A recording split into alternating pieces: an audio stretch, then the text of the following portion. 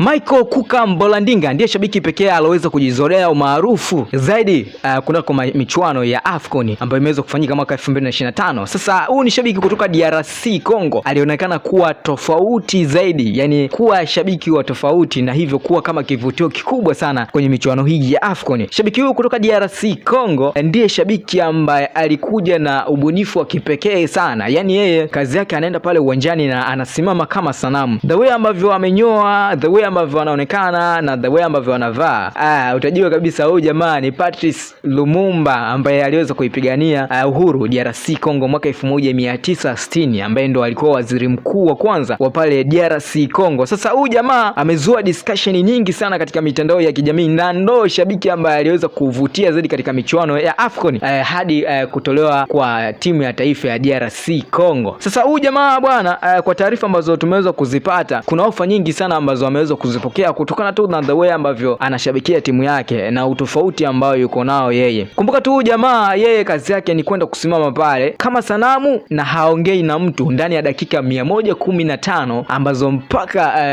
mchezo unamalizika, endapo kama Kongo itakuwa inacheza. Kwa ujumla shabiki huyu aliweza kusimama ndani ya dakika 438 mpaka kutamatika au kutolewa kunako na kwa DRC Congo kwa mara ya kwanza kabisa katika michuano ya AFCON, ambako aliweza kutolewa na Algeria kwa bao moja. Sasa huyu jamaa baada tu ya kuweza kufungwa kwa timu ya DRC Congo aliweza kuonekana kama mtu mwenye huzuni na aliweza kushusha mkono huku akiwa analia. Huyu jamaa bwana, kwa uwezo wake wa kuweza kusimama ndani ya dakika 115 hadi kukamilika kwa mchezo wa mpira wa miguu imewavutia wengi sana. Sasa kwa taarifa ambazo tumeweza kuzipata ni kwamba huyu jamaa wachezaji wa timu ya taifa ya Algeria wameweza kumwandalia dola 20,000. Dola 20,000 ni kama bonus ambao wameweza kumpatia kama zawadi kutokana na kile ambacho yeye anakifanya, kutokana na upekee na utofauti ambao alikuwa anaotumia pale. Sasa dola 20,000 ni kama kibongobongo milioni 46 hivi. Sasa ni pesa nyingi sana ambazo wamemuofa, na sio tu ofa kutoka kwa hao wachezaji, kuna ofa nyingi sana ambazo ameweza kuzipokea huyu jamaa hapa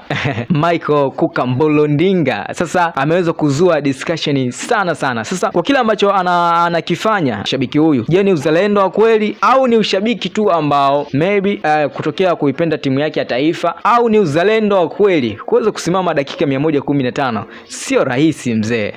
Kwa upande wa Tanzania hatujapata shabiki kama huyu, au inakuaje ambaye anaweza kuishabikia timu yake kwa kujitoa na kwa uzalendo zaidi? Dondosha komenti zako alafu tuambie kila ambacho umeweza kukiona kwa Michael Mbolandinga. Je, ni kitu sahihi au inakuaje? Kumbuka tu ni Mponela Update, nenda pale YouTube andika Mponela Update, then subscribe ili uone unapata zile dondoo zote ambazo zimekuwa zikifanya vizuri. Nami ni Said katika Kipaza. Bye bye.